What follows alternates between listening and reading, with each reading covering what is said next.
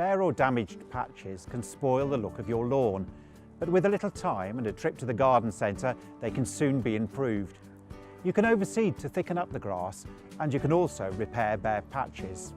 Top of many people's minds is seed versus turf, and there are pros and cons to both.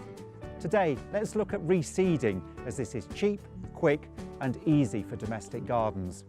It's important to stress that a lawn will only be as healthy as the soil it grows on.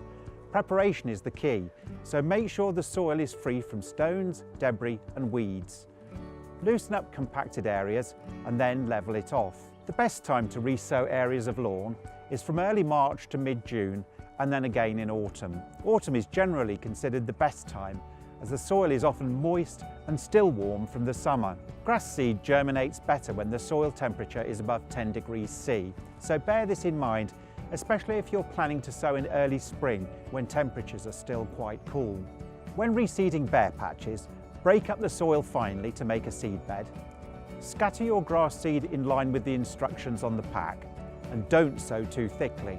Finally, sprinkle on some topsoil to cover it over and hide the seed from the birds.